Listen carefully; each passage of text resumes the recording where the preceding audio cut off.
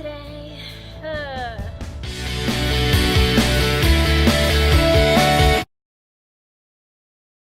And I definitely learned a lesson that I think people can benefit from. So I was working this summer as a summer nanny for a family, and we'll call the kid Kayla. And I didn't have a contract, and I agreed to light housework. Yeah. So I I agreed to do laundry, sweep floors of certain floors that we used, and things like that. And there was kind of no regard to our contract. It was just kind of like they just asked me to do whatever they wanted. I got paid $15 an hour, which isn't really much for the care when you're CPR certified and the care that I was providing. With house cleaning, I just became their house cleaner. I cleaned everything but their bedroom. I cleaned their toilet. Yeah. Okay. So I just became like the house lady and the nanny at the same damn time. Okay. So I worked maybe 50 hours a week, and sometimes they would, like short it, sometimes they would lengthen it. I'd get to work I was always on time. If anything, I was a few minutes late because it was a long walk, and sometimes the trains messed up, but I never didn't text. I always texted when I was nearby. I always, it was never significantly late. I can count with my hands if I was 2 minutes late. That's what I mean by late. 2 minutes. I gotta be there it's 1:02, and I'm walking. I'm in the door because I waited for the elevator. Commuting from New York City across New York City to Queens, and they would sometimes tell me to come an hour early to my shift. If I had to leave at 9, they would just leave and not come back till 1:30 and text me, oh, we're not coming. They'd be like, you're staying till 1:30 when I leave at 9. They had no regard to me or my time. And I was always profusely professional because that's how I want to conduct myself in my workplace. I don't care how they are. I'm not gonna take how they are and make it an excuse for me to be incompetent. So I was always professional. Now I have this thing. When I travel, I like to be an hour ahead of time. So I was always an hour. I always gave myself an hour, and if I ever wasn't an hour for whatever reason, maybe a train traffic, or I had a doctor's appointment or something, I'd be like, hey, I'm still at the doctor's. I just want to give you a heads up, I'm behind schedule. Not I'm going to be late, but I'm behind schedule, which means I don't have the ample amount of time to feel like push room. I was always early. I was always there at 1, if I had to be there at 2, I'd be there at 1:50. I was always extremely early, and then there was those random rare times where I was 2 minutes late. Yeah. But I, kept my professionalism. Anything they asked, I agreed to, unless I absolutely couldn't. Some things they asked me were completely uncomfortable, but I agreed to it because I needed the money, and I figured I'd grow as a young college kid.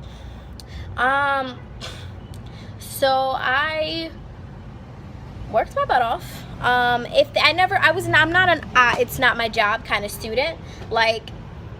If you need something done, if I saw a mess, I treated it like my own house. This is my work area. So if I saw I agreed to clean the kitchen area, but I saw that the whole house, the floors are sticky, and it's been 2 days and the floors are still sticky. You hired me to help you as a mom with your kid, so I mopped the whole house without being asked. And so on. I cleaned their microwave. The microwave was dirty. I threw out old food when it expired. I was the maid and the nanny. And it wasn't oh, they didn't ask that of you, because they literally asked. I remember once I came in from the weekend and they were like, oh, clean the floors. Yeah. I was going to, but it was no regard. There was no extra pay. They would just add stuff to my job without any extra pay. But I should have known how they were, because in the beginning, at my interview, they didn't show up. I came to my interview, no one was there. So I called, the person, I called the mom, and she was like, oh, I'm so sorry, I'm sick, we'll do a phone interview as I'm there. And I agreed, and I did a phone interview. Another time, just to show how run finessed. I'm gonna call it finessed, like Kendrick. Finessed I was. So I came into work one day and there was another kid there. Just another kid to watch. No explanation, nothing. Just another kid. So I had 2 kids. And one of the kid was very violent. Like, not the kid that I watched, but the other kid, I mean, besides that one time, she was usually a sweet girl. But there was that, the other kid was just scratching my kid's face, Kayla's face, doing all these crazy things. And so I separate her, and she's like swinging around this like lifesaver thing. So I I play with her with the lifesaver thing, like haha, hit toys, not people. She decides to keep playing when I'm like, okay, sweetie, stop, She hits me with all her might in the eye. I'll post a picture of it. My eye was completely swollen.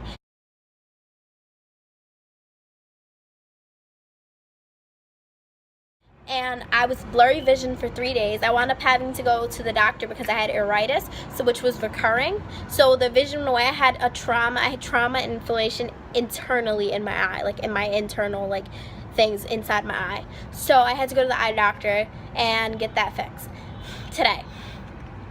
And while I was on my way to work from the doctor, that's when I get a text. Okay, I gave them a month notice that I'm starting school the 24th, but they always knew it was just a summer job. I'm starting school the 25th. I would like my last day to be the 24th. We agreed. They text me while I'm on my way to work today. Hey, we hired someone new. Thanks for your service. We don't need you. I start shift at 2:30. They know it takes me 40 minutes to get to work. I start shift at 2 o'clock. They know it takes me 40 minutes to work. They text me at 1:30 while I'm on my way. Yeah. I'll post a picture of the conversation, what they wrote.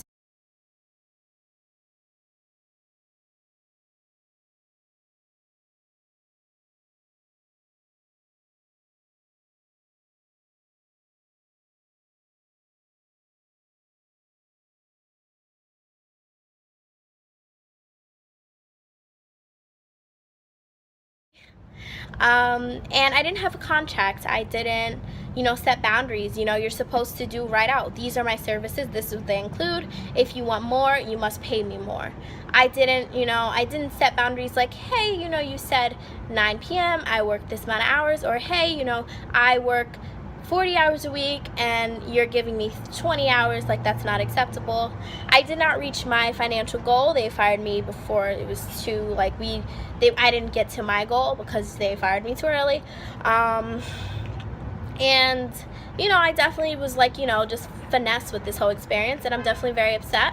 I do feel relieved to not be in such a toxic environment anymore. I was definitely very miserable. And I had a very cruel kid. She would throw things on the floor and be like, pick that up. And she'd be like, I'm hungry, cook me food. And that was the kid. Yeah, it was very abusive, and it was an intense environment. I tried to tough it out because I thought it would grow character. I'm not a quitter, and I agreed to a certain amount of time, and I learned my lesson. I definitely learned a harsh lesson. This is definitely a job from hell. I hope this is enough details to articulate it. It was horrible. Everyone was dang, Chelsea, you really messed up. But yeah, so hopefully this helps out someone else. All right.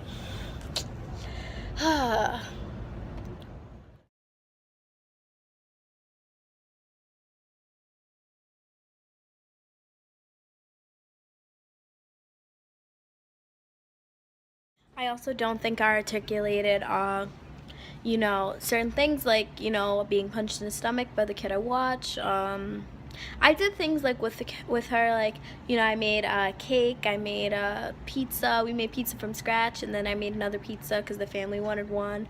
I went through a lot with this job. I toughed out a lot. I was a nanny, and that's a dangerous position to be in when you don't have, power. You're in someone else's house. This wasn't the worst case scenario. This was the kiddie worst case scenario, but I realized I did not make wise decisions when I embarked on this journey. It could have been worse, And it's fine. I'm a college kid with to working parents. There are people in this situation with, you know, kids to feed, roofs over their head, that get this kind of situation. So I'm blessed to learn the lesson. And I'm so sad that people like this are out there. Like, coming from an African American family, I'm so disappointed. Like, you know, it was an African American family, and I was so excited. You know, I love, like, you know.